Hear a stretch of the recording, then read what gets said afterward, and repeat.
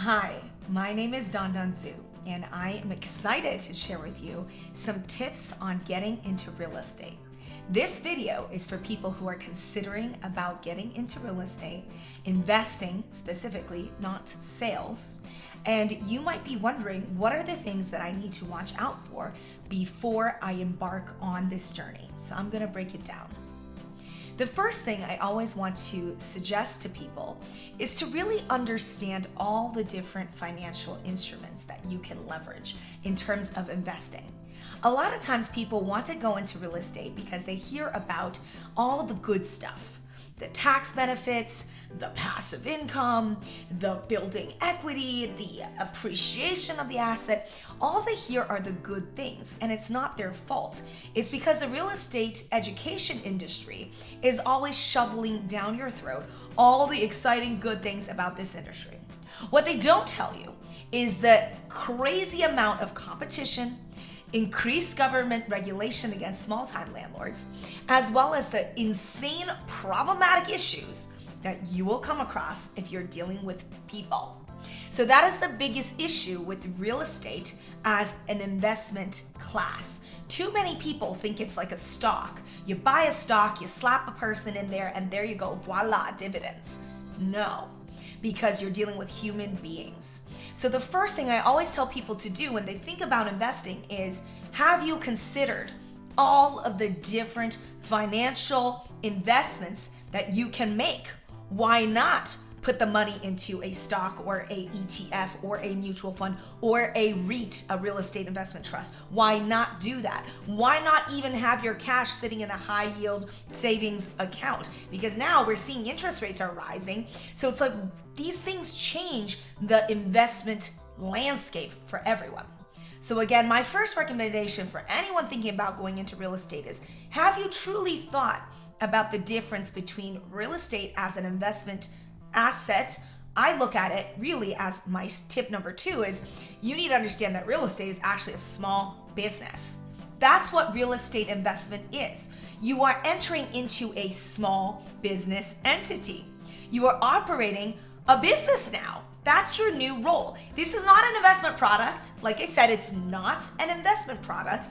Unlike stocks, where it's run-of-the-mill and there's no emotions involved, there are a lot of emotions involved with real estate because, again, you're dealing with the human nature of this particular type of small business, which is what it is. So this small business requires you to have customer service skills. Is that something you are willing to do? Is that something that you personally feel ready for? Does that excite you? Does that make you happy? Does that make you feel fulfilled? Or is it adding phenomenal stress to you when you get that angry phone call in the middle of the night about a rain leak or a plumbing issue or an electric problem, or there is a squirrel now burrowing itself into your roof, right? These are all the real issues that we deal with in real estate investing that you don't have to deal with when you buy a dividend producing stock, right? So this passive income concept is truly, I would say, naive and short-sighted. It's a marketing tactic used by a lot of real estate coaches to make you buy their product because you think it's so good, when really I always educate people, think twice, because understand you're now going into a small business endeavor. And are you gonna be happy with that? Are you equipped to do that? Now, I can speak from personal experience. I got into real estate when I was 26 years old, but it's because I've been subletting rooms in my apartment and rent hacking for, at that point, 6 or 7 years.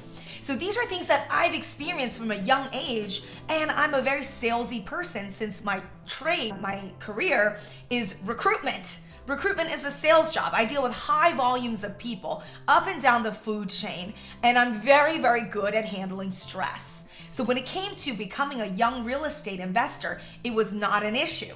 It was the same skill set that I've curated since a very young age in my teens, as well as into my adulthood in my 20s. Right? Not only am I in sales, I've subletted rooms in my New York apartment. That's how I lived in New York City for 10 years on the cheap.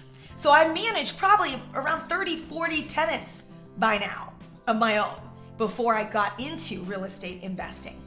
So again, you can't forget the fact that this really is a small business operation that you're having here. Now, the last point I'll give you, point number 3, is are you ready for the financial upkeep cost? Now, this is the part that people are shocked about. They're shocked because I'm like, oh, your roof needs to be replaced? Do you know that that's a minimum of $7,000 to $15,000 to maybe $20,000? Did you know that is the range, and you have to be ready to go for it? A lot of people are like, well, that's what HELOCs are for, home equity line of credit. No, you might not qualify for HELOCs, and HELOCs are expensive because they're on a variable rate interest, right? So a lot of people are like, what's the minimum amount of money that I need to get started in real estate? That to me is the wrong question, because for you, what I want you to think about is buying the house is easy. This is a simple concept. Going for getting the loan and securing the home on a loan is the easy part. The hard part is carrying the asset month through month, week through week, year through year. God forbid your tenant actually create issues for you, damaging your walls, damaging your appliances, damaging your flooring. All of these things will require you to fix them. And again, the home itself might be going through regular wear and tear, right? There's issues that happen, whether it's a water heater or the boiler or the heating system or whatever it may be. The outside vinyl, I don't know, it could be really truly anything. So again, there are so many factors about real estate to consider because it leads you to a long-term financial tether. That's really what real estate does to you.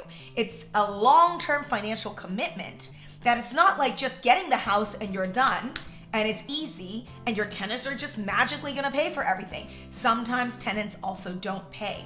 So that's something very real that happens, whether it's in the first month that they stop paying rent or in the 10th or 20th month. You just never know because again, you're operating a business, and in business, all sorts of things happen, and there are carrying costs and there are maintenance costs that you alone are responsible for.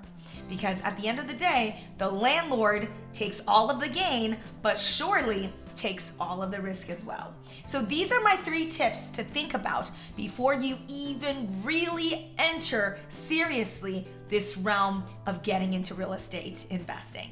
If you like this video, make sure to drop me a comment, pose your questions, send me a note. You can reach me on my website at dondonzhu.com. I'm excited to create more videos for you on this subject and of course get into more and more real estate advice for you.